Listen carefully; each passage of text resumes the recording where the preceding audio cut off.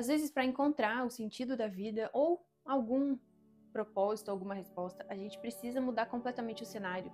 Muitas vezes a gente faz isso voluntariamente, muitas vezes a vida faz isso com a gente. Nesse vídeo eu quero relembrar alguns momentos da minha viagem. Eu fiz um mochilão pelo Brasil, eu morava em Balneário Camboriú, e eu fiz um mochilão pelo interior do Brasil.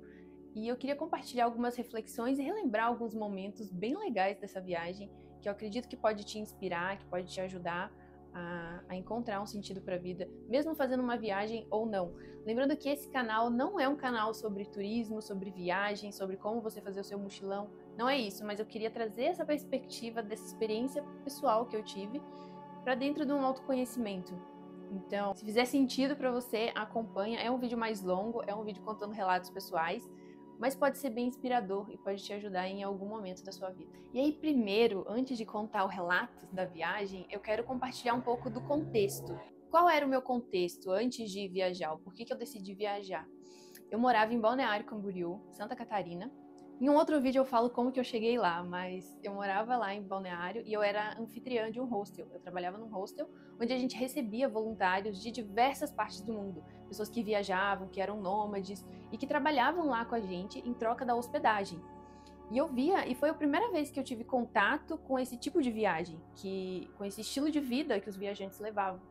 E eu olhava para aquelas pessoas e eu falava, cara, sabe? Tipo, eram pessoas que internamente elas brilhavam, elas tinham um senso de querência na vida, sabe?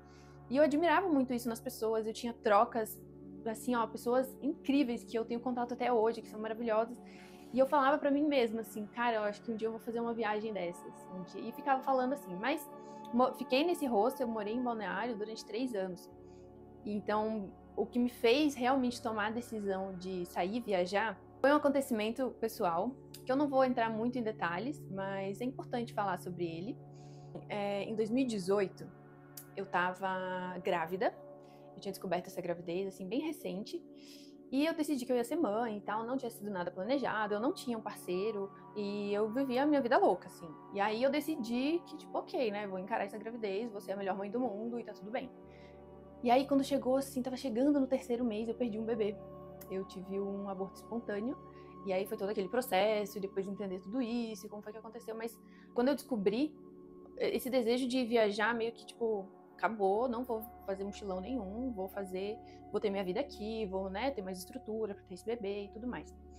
Mas aí, quando essa mudança toda aconteceu, de eu não estar mais grávida, de eu não ter mais o bebê, eu acabei, tipo assim, me deu aquele estalo de vida, meio que a vida te parando, sabe? E aí eu senti assim, cara, não tem nada que me prende aqui, por que eu ainda não fiz o que eu queria fazer? E aí eu fiquei assim um tempo, bastante tempo, assim, alguns meses reflexiva, porque você passa por um luto, né? E fiquei naquela de tipo, cara, eu preciso fazer agora o que eu quero fazer. Depois não vai dar mais tempo. Se eu quero viajar, esse é o momento. Tipo, não tem nada que me prende aqui. Enfim, só contextualizando porque né, o que tinha acontecido antes e tal, que o momento de vida que eu tava. E aí eu decidi, eu falei, cara, eu acho que esse é o meu momento, eu acho que eu preciso viajar agora. E foi assim, passei por esse processo de luto, entendi e comecei a me planejar. E muitas pessoas acham que viajar ou que ter um estilo de vida nômade precisa de muito dinheiro, mas na verdade não precisa. Você precisa de um planejamento um pouquinho antes da viagem acontecer. E durante a viagem, as coisas vão te favorecendo. E o seu estilo de vida fica pequenininho. Tipo, os seus custos ficam muito pequenos. E eu arrumei forma de baratear essa viagem. Outro contexto importante daquela época, que eu morava em Balneário, é que eu já fazia muito montanhismo. Então eu tinha meu mochilão e eu fazia trekkings assim em montanhas. Pegava um final de semana, ia lá pro Pico Paraná, em Curitiba, e fazia a montanha, subia e descia, tipo, horas caminhando, chegava lá em cima, acampava, depois descia. Aí no outro final de semana ia descobrir outra montanha. Enfim, essa época que eu morei lá, eu conheci muito a região e eu realmente me conectei com a natureza. E aí quando eu decidi viajar, eu escolhi alguns lugares que tinham bastante natureza, que tinham montanhas. Depois que eu vim pra praia, que eu decidi vir pra praia, mas naquela época o meu primeiro intuito era conhecer lugares de montanhas. É isso, eu fiz um planejamento antes. Quando as pessoas falam assim, ah, fulana largou tudo e foi viajar. Tipo, gente, eu nem tinha muita coisa, sabe? Eu larguei nada e fui viver meu tudo. Porque eu não tinha coisas, assim. Eu dividi uma kitnet com o meu melhor amigo da vida, assim. E eu tinha gatos. E aí ele meio que assumiu tudo isso e eu só botei o que cabia dentro do mochilão e fui viajar. Mas eu fiz um planejamento antes, através do site Worldpackers, eu descobri a Serra da Canastra, que era um lugar que eu queria muito conhecer, e aí conectei com o anfitrião de lá, ele já me recebeu, eu já tinha mais ou menos o roteiro de como eu ia chegar lá, eu fui de ônibus até lá. E, enfim, eu fiz um planejamento antes de alguns lugares que eu queria conhecer. Eu saí do trabalho onde eu tava lá no hostel, então eu peguei uma rescisão, mais um seguro-desemprego, que ia me manter alguns meses ali na estrada. E era só isso que eu precisava para partir, sabe? O depois daqueles 6 meses, o que iria acontecer depois, eu falei assim, cara, eu vou decidir enquanto eu estiver viajando, eu não vou decidir agora. Eu não preciso saber todos os passos da viagem para sair viajar, sabe? Eu acho que isso é o que define muito as pessoas que vão lá e fazem, e que no caminho vão se descobrindo que a clareza vai acontecendo, do que aquelas pessoas que ficam travadas por não ter um plano perfeito. E foi isso, alguns lugares eu já tinha planejado que eu queria conhecer, Serra da Canastra, em Minas Gerais, que eu tenho assim, ó, como, nossa, um berço pra mim, sabe? Ali eu já descobri muita coisa sobre mim, o que eu gosto, o que eu não gosto, estilos de vida que fazem sentido pra mim ou não. Mas foi um lugar muito abençoado, que me acolheu muito, que eu me senti muito em casa, assim, sabe? A Serra tem muito, assim, um lugar de ninho, sabe? Eu conheci as fazendas de queijo, o melhor queijo da Canastra, eu conheci as vacas que dão o melhor leite com o melhor queijo e que todo aquele ambiente faz parte de um negócio muito lindo, sabe? Um cerrado, assim, ó, completamente virgem, sabe? Muito rústico o lugar também. Cachoeiras, assim, ó, a água mais pura que eu já tomei foi de lá. Lá é a nascente do Rio São Francisco, né? Então eu tive na nascente também. E a Serra da Canastra foi um dos lugares que mais me encantou, assim, nessa parte de acolhimento, sabe? De conhecer a gentileza da humanidade. Foi lá na Serra. Eu saí de viagem dia 13 de janeiro de 2019, um mochilão, uma barraca e um sonho de conhecer o Brasil, de me emocionar com a vida, de conhecer diferentes estilos de vida. E esse lugar foi tão especial que quando eu cheguei lá, um dos primeiros lugares que eu conheci, assim, foi um mirante que tinha um vale, assim, muito lindo, sabe? Fui recepcionada pelo Tiro Lipa. Tiro, grande beijo pra você. Tipo, te amo muito, assim, é meu irmão da vida. Foi meu primeiro anfitrião, assim, que me recebeu nessa viagem. Ah, um detalhe. Tem uma coisa que eu me arrependo muito nessa viagem, é de não ter filmado muitas coisas. Naquela época eu não tinha um celular bom, eu tinha zero habilidades com audiovisual, vídeo. Naquela época o Instagram não tinha vídeos, não tinha, acho que nem os stories ainda no Instagram. Então eu não tenho muitos vídeos daquela época, eu tenho mais fotos, então vai aparecendo fotos aí na tela pra você. Na Serra da Canastra, eu tive uma sensação de déjà vu, sabe? Há uns 6 meses antes de eu decidir viajar, que foi bem antes de eu começar a planejar a viagem, eu tive um sonho muito lúcido, assim, de que eu viajava por umas montanhas, pra um lugar que tinha uma serra e um carro ia subindo, assim, e tal. E foi exatamente a sensação quando eu cheguei nesse lugar, lá na serra, que a gente tava subindo com o Jeep do Tiro Lipa, aqueles Jeepão bem antigos, sabe? E a gente tava subindo aquela serra, me veio aquela sensação de tipo, mas eu já conheço esse lugar, eu já estive aqui. E aí, tipo, dias depois eu me lembrei que eu já tinha sonhado com aquele lugar. Então, eu tenho as minhas convicções de que eu já tinha visitado esse lugar em sonhos, em projeção astral, de alguma forma eu já tinha visitado esse lugar e que ele estava me chamando, que eu precisava ir pra lá. E basicamente a minha rotina lá era ajudar na limpeza do camping, ajudar na jardinagem, tem um gramadão lá, então a gente muitas vezes cortava grama, limpava grama. Eu ajudava também nas reservas, no check-in das pessoas, de explicar como é que funcionava o camping, ajudava a galera a montar barraca. Enfim, eu tinha algumas horas de trabalho e outras horas que eu podia curtir, que daí eu ia para uma cachoeira que tinha ali pertinho, que eu preparava minha comida, banheiro sempre compartilhado, e aquela época eu vivia na barraca mesmo. Foi uma época muito legal, assim, foi os meus primeiros experimentos, assim, até você se acostumar de dormir na barraca, dormir no chão, assim, não tinha colchão, sabe? Eu tinha um tapetinho, assim, um isolante térmico e um saco de dormir. E era isso que eu carregava na mochila, sabe? E algumas roupas, tipo, bem poucas roupas, e a minha bota de trilha. E aí, nos momentos livres, eu aproveitava para explorar o lugar, fazer passeios. O Tiro Lipa levava a gente pra cachoeira também. E depois eu recebi outros voluntários também lá na Vila Canastra, que é o nome do camping.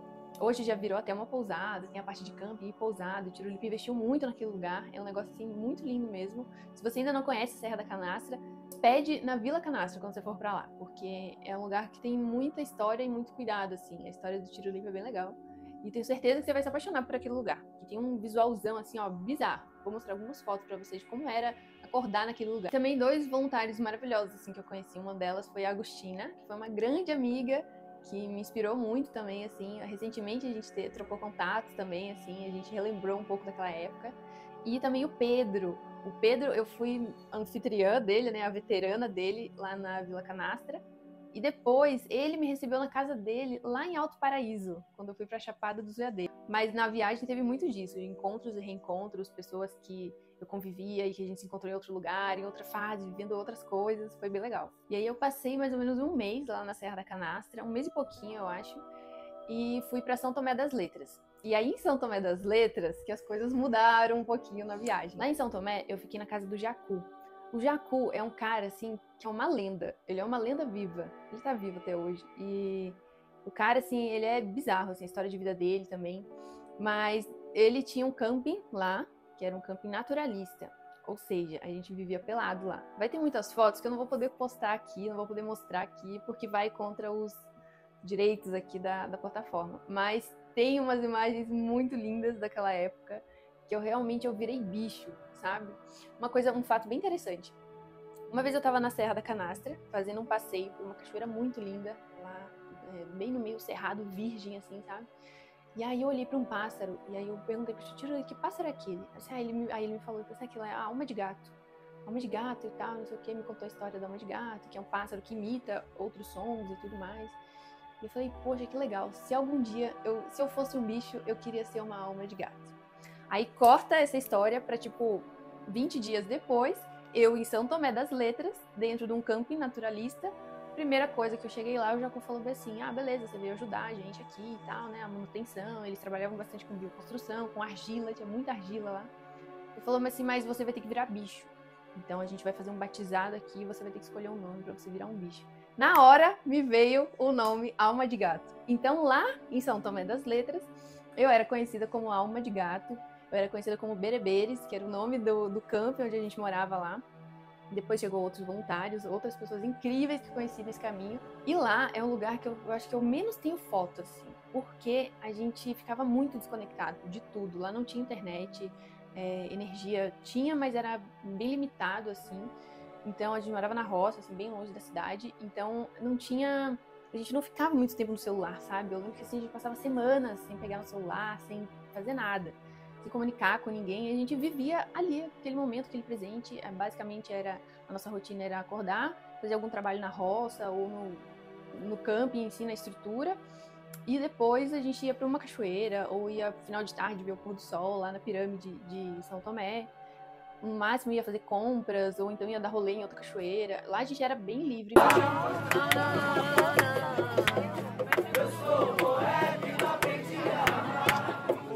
Não viver a realidade.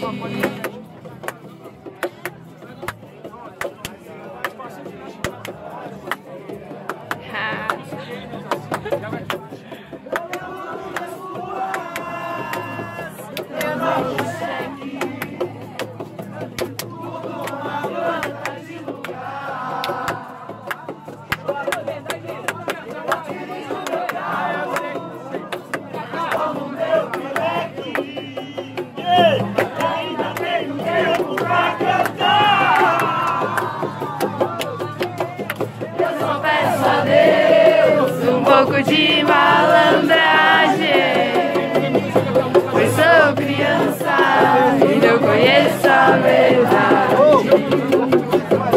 Eu sou poeta e não aprendi a amar. E São Tomé das Letras é conhecido como a cidade mais mística do Brasil, né? Então, lá todo mundo é louco. Então, se você não é um pouco doidinho na cabeça, você é normal, sabe? Eu acho que você se torna esquisito da cidade porque você é normal.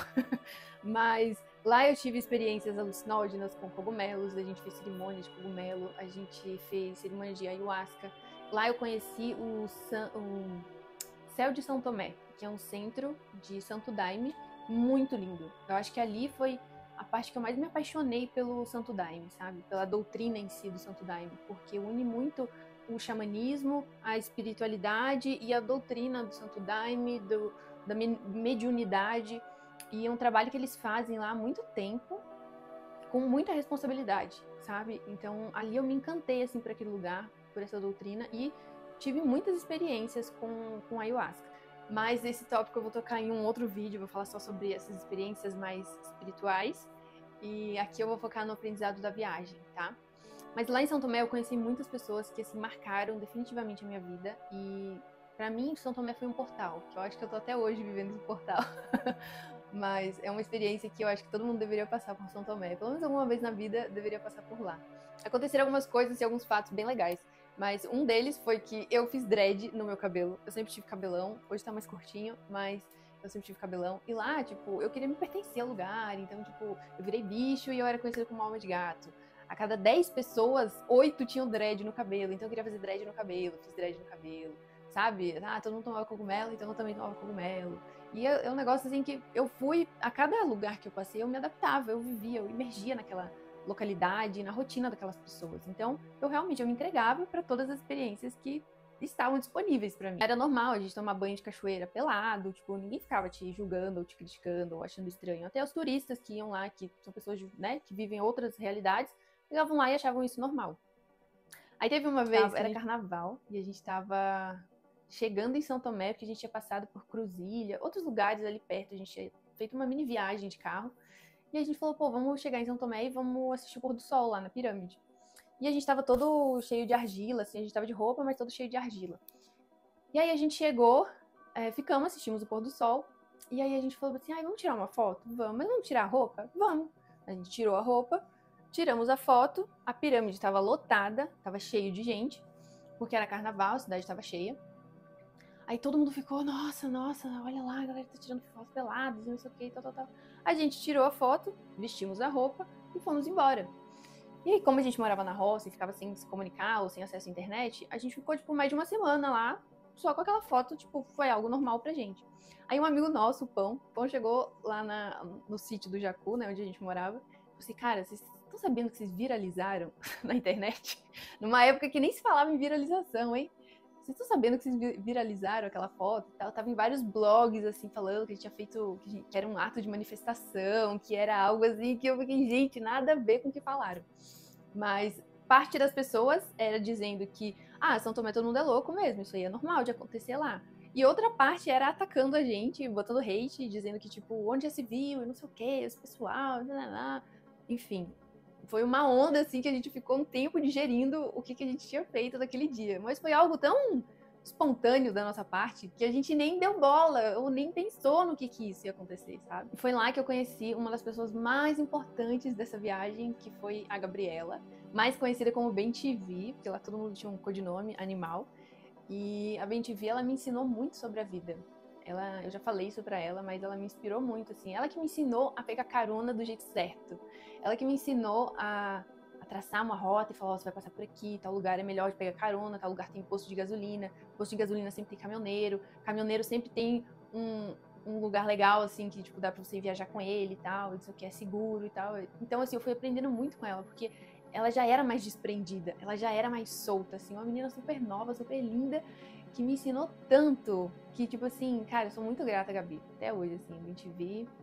E também eu conheci a Água Viva, era Alma de Gato, Água Viva e BenTV, essas 3 pessoas que a gente vivia junto ali, elas também eram voluntárias lá, também moravam lá. Então a gente fazia praticamente tudo juntas, assim. E aí depois cada uma foi para um canto, mas eu e a BenTV, a gente foi pro Rio de Janeiro juntas. E depois de São Tomé a gente foi pro Rio. E assim, eu não tive um lugar em específico que mais me marcou durante a viagem, porque cada lugar foi tão único que fica injusto eu comparar tal lugar com tal lugar, e não sei, sabe? Cada lugarzinho já é um universo tão inteiro, tão completo, que não tem como eu colocar os dois no mesmo lugar e dizer, esse aqui é melhor por causa disso, mas esse aqui tem... Porque eles não têm a mesma coisa, as pessoas são diferentes, os estilos de vida são diferentes, o conceito de felicidade é diferente. Então eu não tenho o meu lugar favorito. Outro contexto importante, antes de eu viajar, eu já estudava muito sobre astrologia e eu fazia um curso online com a Cláudia Lisboa, minha grande mestre de astrologia, minha mãe astrológica, e ela é discípula de Dona Emma Costé de Macheville, que foi uma grande astróloga que a gente teve aqui no Brasil. A gente se considerava neta de Dona Emma e filha de Cláudia Lisboa. E antes de eu começar a viagem, eu já tinha comprado o ingresso para um seminário que ia ter presencialmente no Rio de Janeiro.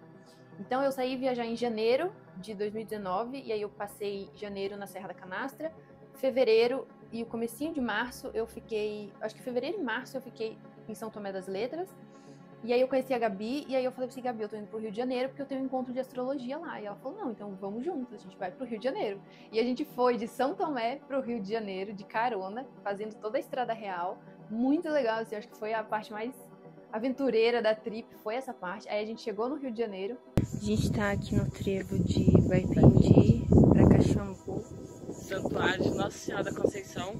É nóis, na firmeza, pegando uma caroninha, umas mochilinhas.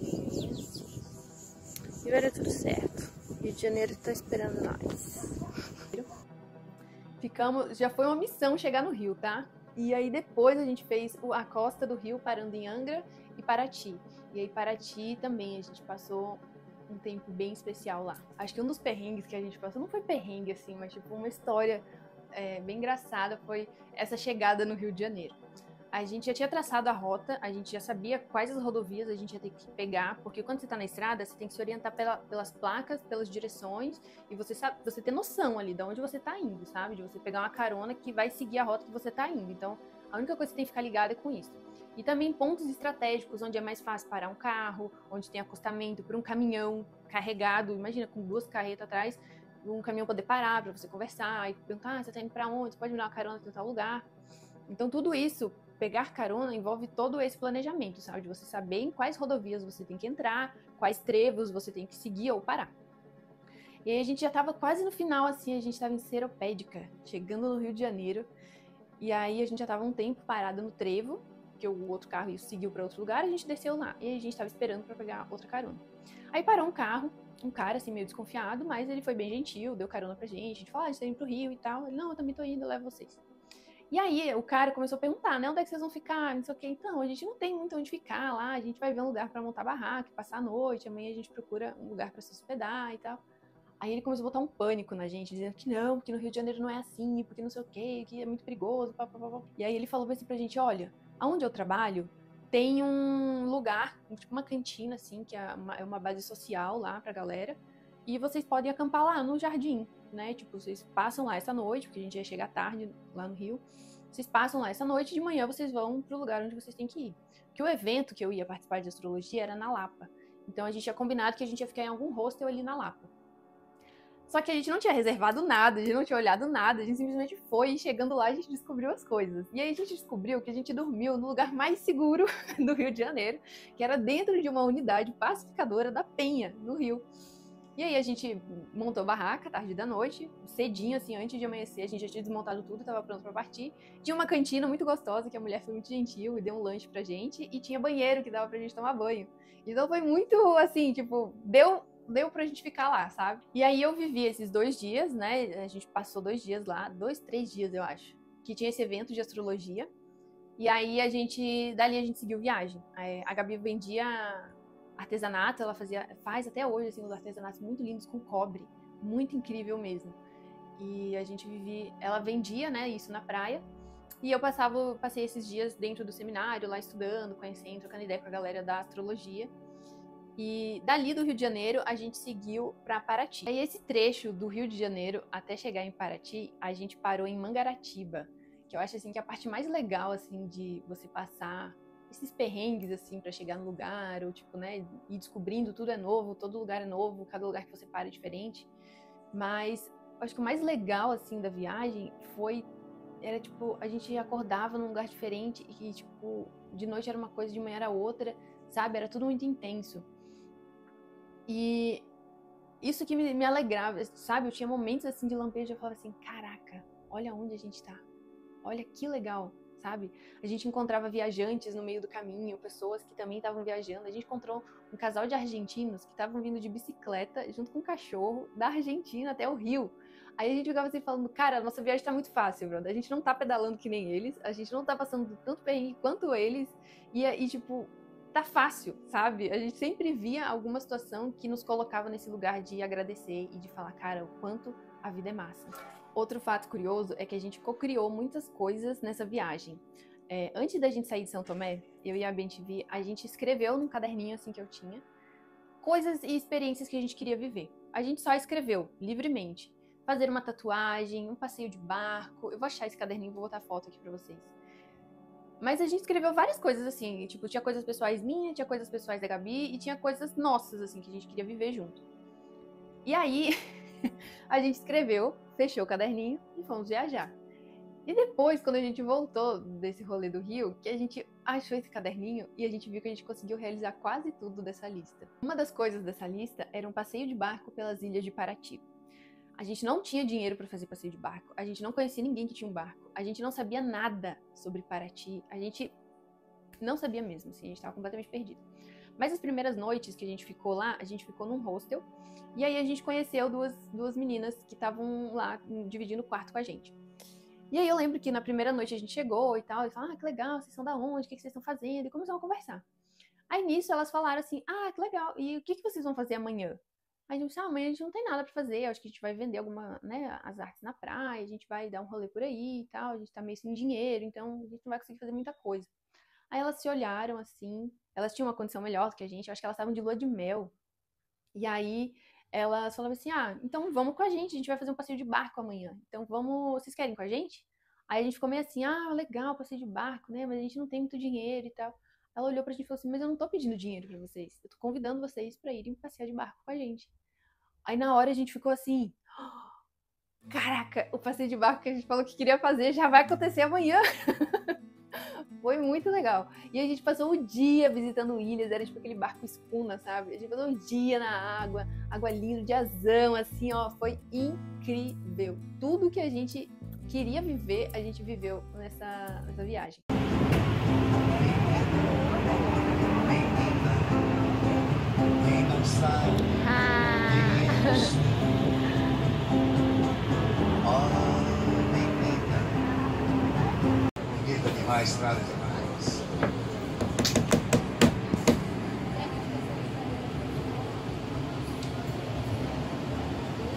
Outra coisa também que a gente queria muito, era mais um desejo da Gabi, mas a gente tinha isso, a gente tinha notado isso. Como ela fazia as artes com cobre, trabalhava com cobre, ela queria muito aperfeiçoar o artesanato dela. E aí ela escreveu, né? Tipo assim, eu quero aprender mais sobre cobre. No segundo dia, eu acho que a gente tava lá, a gente tava dando um rolezinho pelo centrinho lá, né? Descobrindo e tal, a gente tinha saído pra comer alguma coisa. E aí tinha um cara vendendo, assim, na pracinha, artes de cobre, no Capoeira. Um grande abraço, Capoeira. Aí ele tava lá expondo, né, tipo, os panos, assim, com as artes dele, as coisas muito lindas, muito caprichosas, muito detalhistas, tudo em cobre. Aí a Gabi começou a trocar ideia com ele, né? Não, que eu queria aprender e tal, não sei o quê. E aí ele falou assim, que legal, mas eu nem moro aqui, eu moro lá pra dentro da serra. Que ali em Paraty tem umas partes rurais, assim, que fica na Serra da Bocaina. Tipo assim, uns lugares muito incríveis. Eu disse, mas eu moro lá e tal, não sei o quê, eu tô voltando agora de viagem e eu preciso restaurar minha casa, né, voltar, minha casa ficou muito tempo fechada e tal. Eu sei que conversa vai, conversa vem. Ele convidou a gente pra ficar lá na casa dele, pra ajudar a restaurar a casa dele, em troca ele dava hospedagem pra gente. E a gente podia ficar lá, sabe, só ajudando a cuidar da casa e tudo, fazendo comida e tal. E ele, em troca também, ele ajudava, ele ensinava a Gabi a trabalhar mais, a melhorar coisas com cobre, né? Aí a gente falou, cara, vamos, né? Vamos agora. Na mesma noite a gente fez o check-out lá no hostel que a gente tava, a gente tinha pagado lá 2 diárias pra ficar, e era super baratinho, mas depois a gente ia ter que procurar um lugar pra ficar. Então foi 2 coisas que aconteceram, a gente arrumou um lugar pra ficar e a gente arrumou alguém pra ensinar a Gabi a trabalhar com cobre. Tipo, olha as coisas que aconteceram, foi muito especial. E aí a gente passou um tempo lá na casa do capoeira, acho que algumas semanas, assim, não foi tanto tempo assim, sabe? E aí seguimos viagem até Trindade. A gente passou também uma semana lá em Trindade e a gente tava na dúvida se a gente ia pra Ilha Bela ou o que a gente ia fazer, sabe? E aí, no fim, tava muito difícil, a gente tava com a grana muito apertada, a gente tava gastando muito nesse rolê e tal, aí a gente gastando muito assim, né, pra gente, porque se for comparar com qualquer outra viagem de turismo, a gente não tava gastando nada praticamente.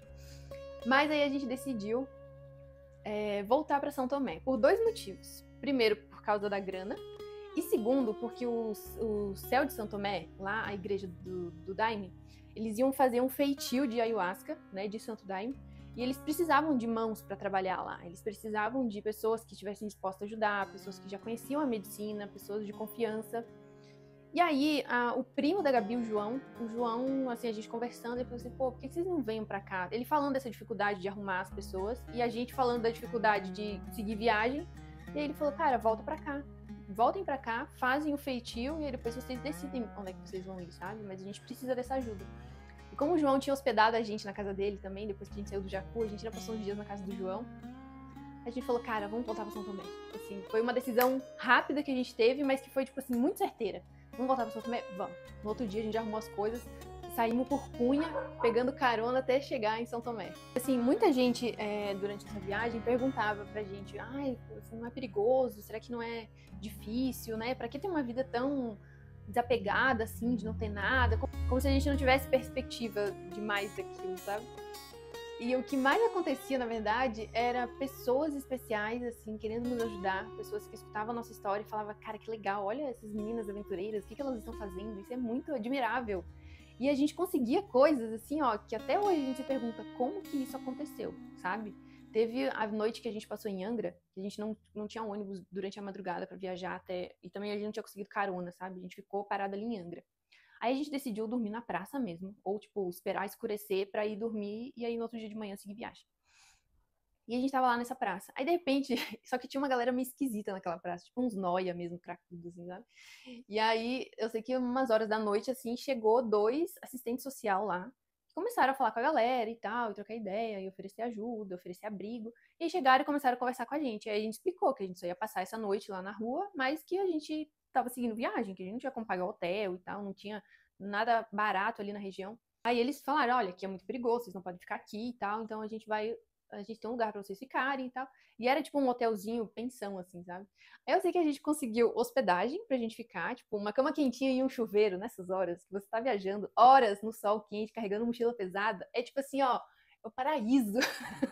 A gente dava muito mais valor pra essas coisas quando a gente tinha falta delas. Então, a gente conseguiu uma cama quentinha e um chuveiro pra tomar banho. Eles deram uma quentinha pra gente, tipo assim, um marmitão, assim, que a gente devorou. A gente passou o dia só comendo coisinhas. E uma passagem pra Trindade, de Angra até... de Angra até Paraty. Eles ofereceram essa passagem pra gente. Tudo pela assistência social da cidade, sabe? Então, tipo, olha como que essas coisas acontecem com a gente. E uma coisa que eu acredito muito, assim, que essa viagem me ensinou e que eu carrego pra vida é que é na vulnerabilidade que a gente conhece a gentileza da humanidade, sabe? É nesses momentos que a gente tá ali vulnerável que a ajuda aparece. É nesses momentos, pelos mais difíceis, assim, pelos perrengues mais chatinhos que a gente passou, a gente ainda tinha muito motivo para agradecer. E aí a gente se conectava com pessoas incríveis que estavam dispostas a nos ajudar, sabe? Às vezes um caminhoneiro que oferecia a cabine pra gente passar a noite. Às vezes era o dono do posto que ia lá e oferecia um prato de comida pra gente. Ah, agora sim. Oi. Ah, olha onde a gente tá dormindo. Dentro de um caminhão. Não, dentro da caçamba. Da carreta. Nossa, é muito poeira, tá levantando, viado. Hello. Fica quietinho um pouco. É nós aqui dentro da carreta. Então, depois de passar esse tempo ali em Trindade, a gente voltou pra São Tomé e aí a gente ficou mais ou menos uns 10, 15 dias só lá no centro de Santo Daime, que é o Céu de São Tomé, um lugar muito lindo, que lá, assim, foram só experiências espirituais que eu tive, que eu vou contar em um outro vídeo, mas a gente participou do feitio de ayahuasca. Então a gente, né, as mulheres ficavam de um lado limpando as folhas, os homens ficavam do outro lado, aí tinha um horário que a gente ia cozinhar, tinha um horário que a gente fazia pausa, tava todo mundo acampado lá, então a gente montava as barracas em algum lugar. Era bem um acampamento em volta do feitio. E aí depois de passar esses dias lá, a Gabi voltou pra Cajuru, que era onde era a casa dela, né, a casa dos pais dela, e eu segui pra Extrema. Extrema é uma cidadezinha bem na divisa entre Minas e São Paulo. E lá tinha um retiro ecumênico, assim, que era um espaço de meditações e tudo mais. E eu tinha já marcado esse voluntariado há muito tempo, tipo, já era uma rota que eu tinha que passar por lá, porque eu já tinha combinado com os anfitriões, que eu ia lá e tudo. E também trabalhava em troca de hospedagem, às vezes eu ajudava na limpeza, no café, na jardinagem, coisas assim do dia a dia. Essa casinha maravilhosa. Cara, agora olha esse visu. Tá vendo um mar de nuvens? Lá fica a cidade, lá embaixo. Mas agora não dá pra ver. Um laguinho aqui, pá. Aí tem mais coisa lá pra cima, lá do outro lado. Tudo um gramadão. Aí agora a gente tá acordando pra fazer meditação. Um lugar muito lindo, muito incrível, mas que eu não me conectei tanto. E aí eu lembro que eu passei alguns dias lá, assim, acho que não deu uma semana. E aí eu tava muito apreensiva, tipo, não tava me sentindo bem lá. E aí eu fui bem franca, assim, com a galera. Falei que eu não podia ficar lá, que não tinha como eu ficar lá, que eu tava querendo sair mesmo. E eles falaram, não, tudo bem, acontece, né? Segue sua vida e tal. Aí eu lembro que eu liguei pro Tirulipa uns dias antes de tomar essa decisão. E eu liguei pra ele e eu falei assim, cara, tô meio mal aqui, não tô me sentindo bem e tal, não sei, tem uma coisa esquisita aqui, eu quero sair daqui. Mas eu não tenho pra onde ir, então eu queria saber se dá pra mim voltar aí pra Serra, passar uns dias aí na Serra, que depois eu vou seguir pra Chapada dos Veadeiros. Aí ele falou assim, cara, eu tava até ontem agoniado, porque eu precisava de alguém de confiança pra tomar conta aqui do camping, porque eu vou passar uns dias fora, eu tenho um casamento de um grande amigo, e eu tava implorando pra Deus mandar alguém pra vir pra cá. Pra mim poder deixar o camping funcionando, porque era São João, tipo assim, a época que a serra mais fica cheia, ela, tipo, é a alta temporada da serra. E ele não podia fechar o camping e também não podia deixar de ir nesse casamento, que era de um grande amigo dele e tudo mais. E aí eu naquela apreensão de, tipo, cara, eu preciso arrumar um lugar pra me ficar, porque aqui não tá legal, mas, tipo, não tinha nada ali perto, era no interior do interior do interior. E aí ele falou, cara, volta pra serra, que você passa um tempo aqui, o tempo que você quiser ficar, você fica aqui, depois você segue sua viagem e você ainda me ajuda, né, a cuidar aqui do camping. E aí foi isso, tipo, esses movimentos que eu achava lindo, sabe? De as pessoas se conectarem com as sincronicidades que aconteciam o tempo todo. Era o tempo todo acontecendo algum tipo de história assim. E aí eu lembro que eu saí de Extrema, fiz todo o caminho, assim, pegando carona. Nessa época eu já tava sozinha, mas autônoma, pegando carona. Eu saí de Extrema, fui pra Ribeirão, passei por várias cidadezinhas ali e cheguei na Serra da Canastra. E lá na Serra eu acho que eu fiquei mais uns 2 ou 3 meses. E aí reencontrei essa galera lá do camping, o Tirulipa, a Dona Maria, mãe dele, que eu tenho um carinho muito grande por essa família, assim, São Sebastião. Então a gente passou o São João juntos lá. E eu ajudei ele, né? Ele ficou um tempo viajando e eu ajudei ele a cuidar do camping lá. Foi muito legal essa volta à Serra da Canastra. E de lá, eu ainda visitei algumas amigas em Ibiraci e Cajuru. Fui para Cajuru visitar a Bentivi, passei o aniversário dela com ela. E aí depois eu segui para Uberlândia, aqui na casa da Tati. E aí fui para Alto Paraíso de Goiás, Chapada dos Veadeiros. E aí lembra do Pedro, que eu tinha recebido como voluntário, eu era veterana dele na Serra da Canastra, a primeira vez que eu tive? Eu fui para a casa do Pedro, em Alto Paraíso. Ele me recebeu na casa dele, porque depois ele saiu da serra e foi para outros lugares e foi pra Chapada, chegou na Chapada antes de mim. E aí quando eu falei com ele sobre, tipo, tô pensando em ir pra aí, como é que é, não sei o que, ele falou, você pode ficar uns dias aqui na minha casa e aí você procura algum voluntariado, algum lugar pra você ficar. Eu falei, claro, com certeza, super vou. E aí fiquei uns dias na casa dele, ele me recebeu na casa dele, e aí eu arrumei um voluntariado numa comunidade lá. E fui pra Flor de Ouro, assim, era uma comunidade rural, assim, de Alto Paraíso. E aí passei... Olha que chique!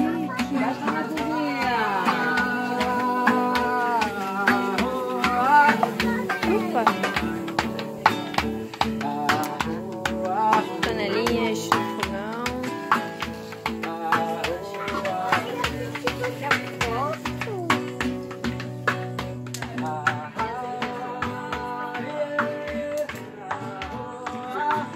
Área de camping. Fogueirinha.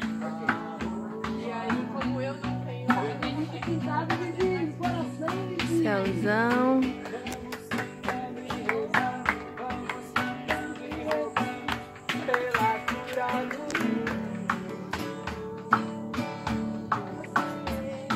Jojo. Joios Kings. Mãe da Lua. E aí passei um tempo lá. De lá eu fui para Colinas do Sul, conheci a Mãe da Lua, uma figuraça, outra lenda. Eu acho que se eu comparasse a lenda do Jacu com a lenda da Mãe da Lua, seriam assim meio que parecidas, assim, pela história de vida deles, assim, tipo, muito louco assim a história dela. E aí eu conheci também vários amigos, várias pessoas maravilhosas. A gente passou, essa época que a gente ficou lá em Colinas do Sul, na Terra da Mãe da Lua, que é uma cidade perto ali de Alto Paraíso. Passou eu, o cantante e a Jordana, o cantante dourado, que eu chamava ele de mestre dos magos. Vou botar uma foto aqui, ver se não é parecido. Eu juro que é parecido. Ele é muito parecido com o mestre dos magos. Eu chamava ele de mestre dos magos. E ele era conhecido como cantante dourado. E aí a gente passou, assim, ó, eu acho que ali foi uma experiência muito transformadora também. Primeiro, porque era uma região bem precária, a gente não tinha muita coisa, mas ao mesmo tempo a gente tinha tudo, sabe? A gente tinha que catar a lenha para fazer fogo, a gente tinha que puxar água de poço para beber, para tomar banho, para fazer as coisas. A gente fazia as necessidades no mato, no banheiro ecológico, que a gente tinha que cavar um buraco e tampar. E, enfim, sabe? Foram coisas que a gente foi aprendendo ali, bem rústico mesmo, bem natural, assim. E aquilo me conectou tanto, assim, com a terra, com a natureza, com coisas simples da vida, com... Enfim, a gente tinha tudo ali, sabe? E aí a gente passou, assim, nós quatro, alguns dias, assim, depois que a gente voltou pra cidade, porque a gente foi pra lá pra dar uma restaurada também na casa dela, que ela passou muito tempo viajando, então a gente foi lá dar um trato na casa, cuidar um pouco, e depois... Parte da terra e ela é parte de nós. Somos parte da terra e ela é parte de nós. De saber essa coisa da intenção, né? E aí Nani tava mó fogo, tava fogo já 4, 5 dias, um fogo. Pegando e fogo não parava, e fogo aqui, fogo ali, fogo aqui. E aí a gente começou a cantar Nani pra vir a chuva.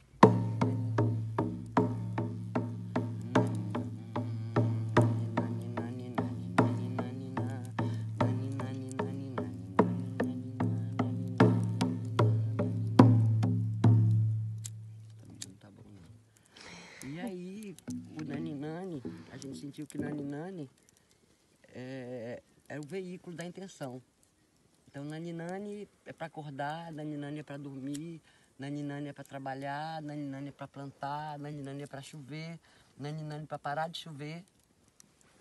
E aí, Nani veio com uma lição de que é tudo a intenção. Que o Nani, assim como ele vira uma coisa deliciosa, ele pode virar uma ladeira super grande que é Nani. E o Nani, a gente canalizando, ele vai vir a chuva.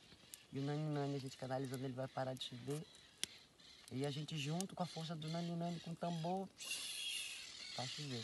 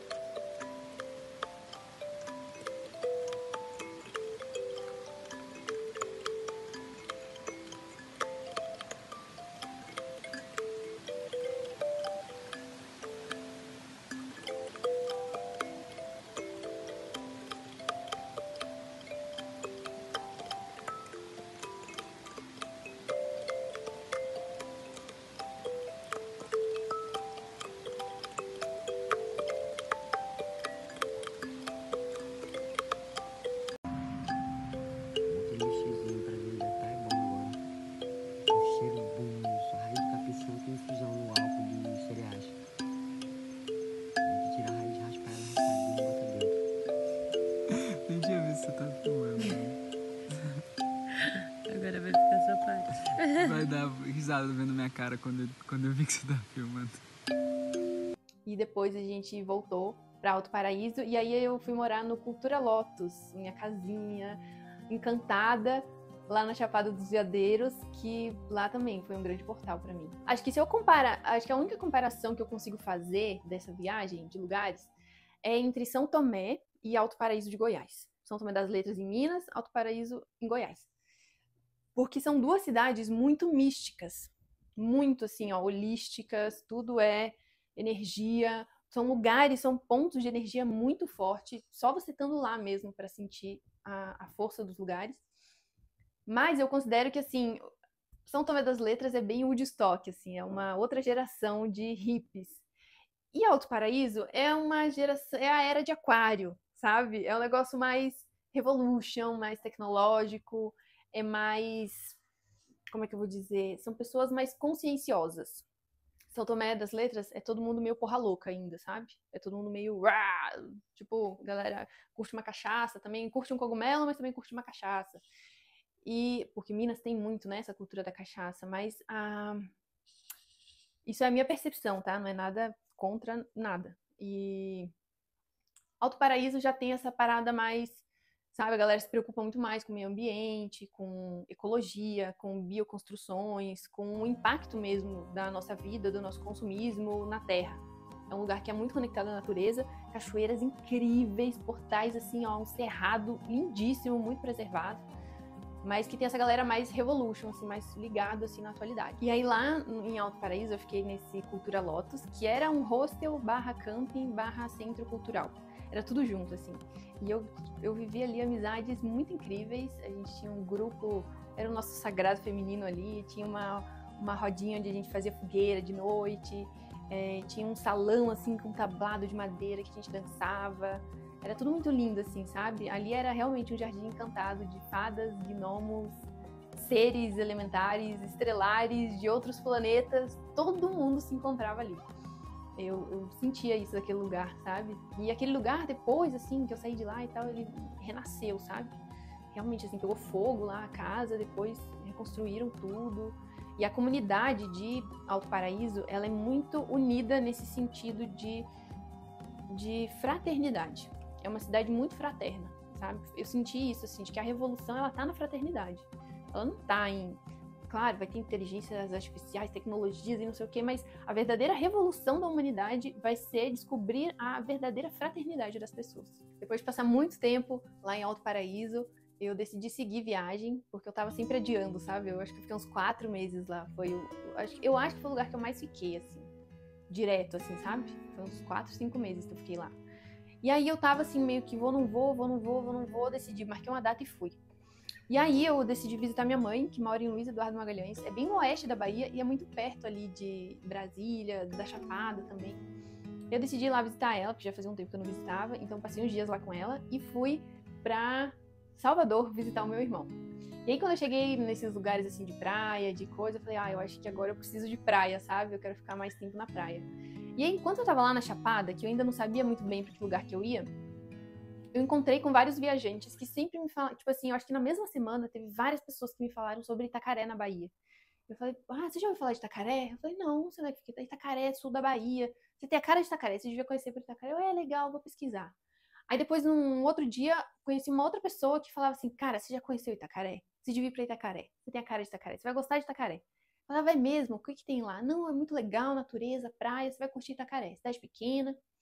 E aí depois encontrava outra pessoa que falava sobre Itacaré. Eu falei, bom, vou considerar ir para Itacaré. Então eu visitei a minha mãe em Luiz Eduardo, aí eu atravessei a Bahia, visitei meu irmão em Salvador, e aí do meu irmão jogava bola no Bahia, desde pequenininho, e aí ele tava saindo do Bahia e tava voltando a morar com a minha mãe, e eu tava visitando ele e decidindo pra onde é que eu ia seguir viagem. E aí ele também me encorajou, ele falou assim, cara, vai pra Itacaré, tipo, se você já pesquisou, já definiu, vai pra lá. E aí eu cheguei em Itacaré. Todo esse rolê de viagem durou de janeiro de 2019 a dezembro de 2019. Foi praticamente um ano sabático que eu tirei na minha vida e que me ensinou muito, sabe? E aí eu cheguei aqui em Itacaré ainda com o intuito de seguir viajando. Depois eu ia pra Chapada Diamantina, depois eu ia pra Pipa, depois eu ia pro Ceará. Eu ia subindo o Nordeste até chegar na Amazônia. Mas não era mais, assim, um desejo que eu queria muito, sabe? Eu já tava com um sentimento de casa, de querer um lugar só pra mim, de passar muito tempo viajando e compartilhando, e que eu queria só um travesseiro com o meu cheiro de travesseiro. Eu só queria um banheiro que já tivesse as minhas coisas de banheiro lá dentro. Toda vez que eu ia tomar banho num banheiro compartilhado, eu tinha que pegar o kit banho, entrar no banho, tomar banho rapidinho, me vestir, já sair pronta. E eu tava com saudade desse conforto de ter uma casa só pra mim, sabe? Aí eu cheguei em Itacaré, peguei a temporada, também fazendo voluntariado e vendendo doces na praia. Eu vendia beijinho de coco na praia. E aí fiz a temporada aqui de 2019, dezembro de 2019, janeiro de 2020, fevereiro de 2020. E quando chegou em março, que veio a pandemia, duas coisas que me uniram, que fizeram com que eu ficasse aqui em Itacaré. Primeiro foi aceitar esse chamado de vir pra cá, né? Então eu consegui um voluntariado, tipo assim, na semana que eu tava já com passagem comprada pra vir pra cá. Eu ainda não sabia onde que eu ia ficar, já tinha contatado alguns lugares, mas ninguém tava pegando naquela época, porque era uma temporada. Aí eu sei que tinha um hostel e camping que tava aceitando, mas que eu tinha que chegar mais cedo, assim. Foi algo assim que eu tinha que decidir pegar e ir, sabe? Enfim, todos os planetas se alinharam, eu consegui um voluntariado pra vir pra cá, então eu já cheguei sabendo onde que eu ia ficar, por quanto tempo eu ia ficar. E aí, a princípio, 1 mês eu ia ficar aqui. Então eu peguei essa virada de ano, de 2019 para 2020, passei todo o verão aqui. E aí eu teve um casinho de amor de verão, e aí eu viajei com ele, para Morro de São Paulo, então eu conheci Morro de São Paulo. A minha base era aqui, mas eu fui para Morro de São Paulo, eu fui para Caraíva, passei meu aniversário, meu aniversário era em março, então em março eu fui para Caraíva, passei meu aniversário lá. E aí, como a gente já tava assim meio namorandinho, a gente pensou assim, vamos sair lá do hostel, que a gente tava os dois hospedados no hostel e no camp, né, era tudo junto. Vamos alugar um flatzinho pra gente ficar uma semana mais confortável, mais privativo também. E aí a gente decidiu alugar um flat ali, era tipo um Airbnb, sabe? Alugamos assim por umas 2 semanas, ali na orla de Itacaré. Isso já era março de 2020. Lembra o que aconteceu em março de 2020, né? Só que um pouquinho antes disso. E aí eu sei que a gente tinha alugado essa casa lá, e eu já tava, lembro que antes eu tava com aquele sentimento de querer uma coisa só pra mim, né? Mas eu tava com esse rapaz, que foi muito incrível, muito maravilhoso, mas a gente sabia que era só um rolezinho de verão, sabe? Assim, ele já tinha data pra partir, eu não sabia o que eu ia fazer na minha vida, se eu ia continuar aqui ou se eu ia seguir viagem, mas que Itacaré tava legal pra mim ficar. E aí eu sei que a gente tava bem tranquilos ali. Ao mesmo tempo que eu tava nessa casa, eu ainda ia lá no hostel e ajudava em algumas atividades, porque eu não queria deixar a galera na mão, né? E eu também não sabia por quanto tempo a gente ia ficar lá naquela casa, se ia estender o contrato ou não. Mas enfim, aí o que aconteceu? Pandemia, tudo fechado, acabou o turismo, acabou tudo. A gente não sabia o que ia acontecer com o mundo, né? Apocalipse, enfim. Ele teve que voltar para o país dele, ele é de Israel, então ele voltou para Israel, e eu fiquei ali na casa, porque 2 coisas aconteceram aqui em Itacaré. Como o turismo foi embora, né, tudo fechou, todo mundo que era turista teve que sair da cidade, não entrava mais ninguém na cidade, aeroporto fechado, tudo, né, tudo fechado, a cidade meio que morreu, assim, sabe? Era só a gente aqui, só quem morava, só os nativos daqui, morador daqui. Então, os aluguéis abaixaram muito, e eu tinha feito uma graninha durante a temporada de verão, porque eu vendia doces na praia, meu estilo de vida era muito baixinho. E o dono desse flat, como ele não podia mais alugar no Airbnb, ele começou a alugar mensal. E eu fui sempre esticando, eu estiquei 1 mês, aí eu estiquei mais outro. E outra coisa, o dono do hostel lá, ele meio que não tinha como sustentar os voluntários se não tinha hóspede. Se não tinha hóspede, não tinha como ter voluntário. E ele não tinha como sustentar todo mundo lá na mesma casa, sabe? Então, a maioria dos voluntários saíram de lá, ou alugaram casas, ou foram embora e seguiram viagem. E eu decidi ficar em Itacaré. E eu já tinha esse lugarzinho. Então, tipo, sabe quando tudo foi encaixando, assim? Eu já tava com o sentimento de querer uma casa pra mim. Eu tava com o meu companheiro, mas que eu sabia que ele ia embora. Então, ou eu ia voltar pro hostel, ou eu ia ter que alugar algum lugar pra mim. Naquela época, eu já tinha alugado um negócio uma semana antes, porque a gente tava lá pra curtir, né, mais privacidade. Então, parece que tudo se encaminhou. Aí, quando eu me vi, assim, eu falei, caraca, eu queria uma casa, eu consegui. Eu queria descansar e ter um lugar só pra mim, ficar em paz. Eu consegui. Tipo, pandemia, ninguém mais viaja, ninguém mais sai de casa. Era tudo que eu precisava naquele momento para me organizar internamente, para organizar toda a bagagem que a mochila tinha me trazido. Então, assim, apesar de ter sido muito triste, muito chato tudo isso da pandemia, para mim, naquele momento, foi essencial ter esse tempo só para mim, para organizar tudo aquilo que eu tinha vivido durante um ano, né? Um pouquinho mais de um ano viajando e conhecendo pessoas e tendo experiências. Então, eu precisava desse momento para me reorganizar internamente. Então, essa foi um pouco da minha viagem, de como eu cheguei até Itacaré. Em um outro vídeo eu falo sobre como foi, né, passar por esse momento aqui, mas o que eu mais queria trazer nesse vídeo era o aprendizado e a reflexão dessa viagem, o quanto essa viagem me transformou. E como eu falei, né, não foi um lugar específico que me transformou, foi a construção dessa viagem, de vários lugares, de vários personagens que passaram pela minha vida, de vários momentos ali, né, que eu vivi, que cada experiência, cada lugar foi diferente viver isso, sabe? Cada lugar tinha o seu estilo de vida, tinha as pessoas que viviam ali, que pensavam de forma diferente, amigos que eu fiz, pessoas que agregaram, que me mostraram um novo jeito de ver a vida.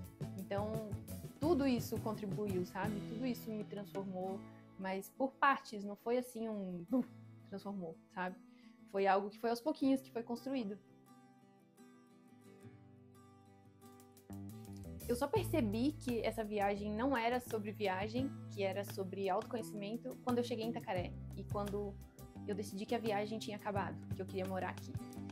Foi aí e nesse momento de introspecção que a pandemia trouxe para todo mundo, entender que, na verdade, eu fui me buscar. Eu não fui o desejo ardente de saber tudo sobre o mundo ou saber mais sobre o Brasil e sobre os lugares. Eu fui querendo me buscar, querendo saber o que funcionava para mim, o que era meu, o que não era. Foi compartilhando que eu entendi o que eu queria, sabe? O que fazia sentido para mim e o que fazia sentido só para os outros. Então, foi nesse momento assim que eu tive esses insights de o quanto a viagem tinha me transformado. Mas foi depois que eu saí da viagem, entendeu? Foi depois que eu parei, quando eu estacionei a mochila, que eu tive esses pensamentos de reflexão. E não enquanto eu viajava. Enquanto eu viajava, eu me emocionava com a vida, eu vivia o presente, eu vivia um dia depois do outro, eu estava sempre muito conectada com aquela atmosfera, com aquele mundinho que eu estava naquele momento. E só depois que eu fui elaborar isso. E foi só depois também que eu percebi o quanto eu era corajosa, que eu realmente era corajosa e que eu era capaz de fazer tudo que eu tinha feito, sabe? Foi olhando pra minha jornada que eu percebi, caraca, eu sou foda mesmo, sabe? Eu consegui fazer, eu consegui superar os medos que eu tinha, eu consegui me destravar, eu consegui me adaptar fácil. Pessoas que viajam assim, que estão sempre em movimento, elas são muito rápidas em improvisar coisas, em dar conta de coisas assim no improviso. É que, na verdade, a liberdade não é uma coisa assim para você se conquistar, mas é um estado de ser, é um modo de agir, é o poder que a gente tem de escolher as coisas, é o poder que a gente tem de seguir os nossos padrões ou de romper com eles. Liberdade é você se questionar, é você ser consciente, é você buscar a sua verdade, é você construir uma liberdade com base no modo de ser. E eu acho que você ser livre mesmo é você se desapegar, sabe? Mas é você entender que é diferente de ser independente e de ser autossuficiente. A gente não nasceu para ser autossuficiente. Eu não consigo imaginar o ser humano autossuficiente, sabe? Ele não é livre de verdade. Mas a gente saber que depende dos outros, mas que o nosso modo de ser é livre. Eu acho que mochilar é um estilo de vida e também é um estilo de viagem, que vai além do turismo, sabe? A maior parte da minha viagem, eu não passei viajando e turistando. Eu passei trabalhando, eu passei imersa naquela cultura local, eu vivia como se fosse local mesmo daquela cidade. E eu trabalhava em meios de hospedagem que recebiam turistas.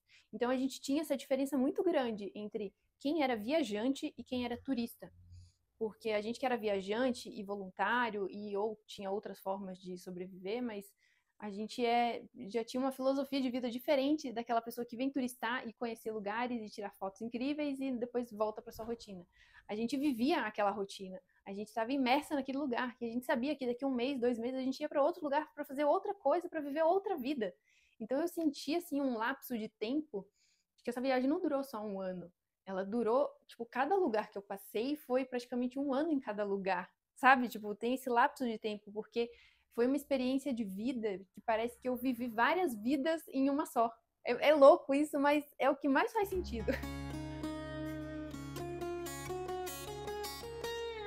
durante a viagem, eu li um texto da Letícia Mello, do For Love, que é uma escritora que eu amo, que me inspirou muito também para viajar. E ela falava assim nesse texto que existem 2 tipos de pessoa, as conformadas e as buscadoras.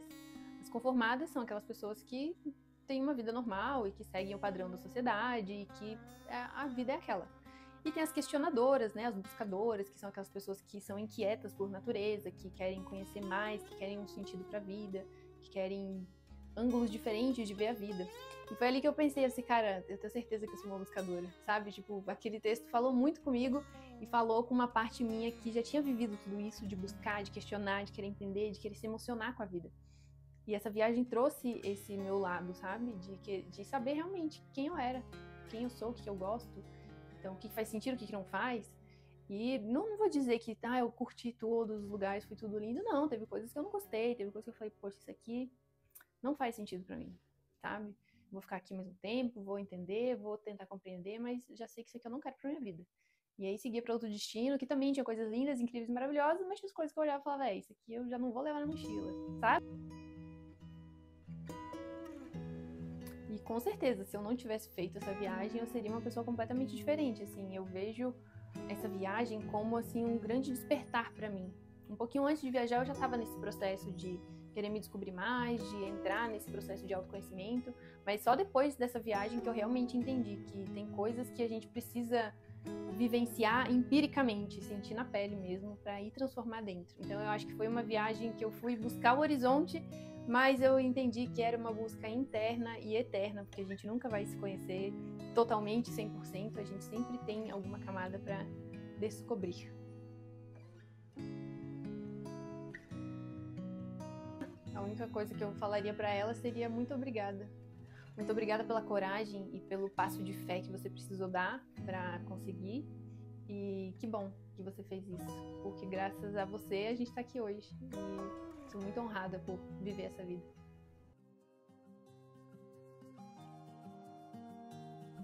E essa não foi uma viagem turística, essa foi uma busca por sentido. Cada carona, cada casa aberta, cada pessoa que eu encontrei me mostrou que a vida pode ser vivida de um jeito muito mais profundo e ao mesmo tempo leve e simples. Não importa se a sua viagem vai ser pelo Brasil, pelo mundo ou dentro de você. O que importa é não ignorar esse chamado de buscar um sentido. A vida nos pergunta a cada instante qual será a nossa resposta. E não há manual. Cada ser humano deve descobrir a sua própria caminhada, um sentido que seja único e intransferível.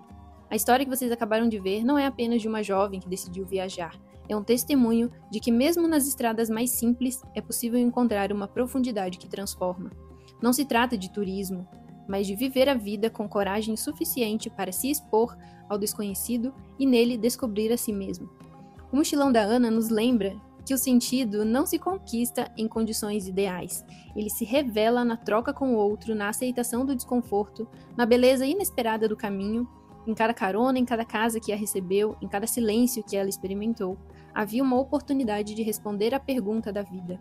O que você fará com esse momento? A mensagem não é que todos devam viajar, mas que todos possam escutar o chamado do seu próximo destino e responder a ele com autenticidade.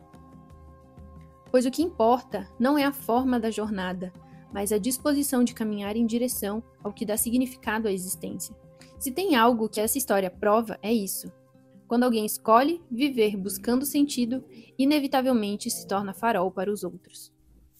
Esse foi um vídeo relato sobre a minha história, uma parte da minha história que foi muito importante para mim, para as escolhas que eu vivo hoje, para o estilo de vida que eu vivo hoje e que eu honro muito cada momento. E se te inspirou de alguma forma, se inscreve nesse canal, que para mim vai ajudar muito, vai ser bem legal te receber por aqui. Lembrando que não é um canal sobre viagens ou sobre mochilão, mas é um canal que eu documento um pouco da minha vida, sobre o que eu estou vivendo agora e sobre o que eu vivi lá atrás, para que possa te inspirar em algum momento, para que possa te ajudar na sua jornada de autoconhecimento, porque para mim é um pilar bem importante na minha vida e o intuito aqui é sempre ajudar vocês. Até o próximo vídeo. Valeu?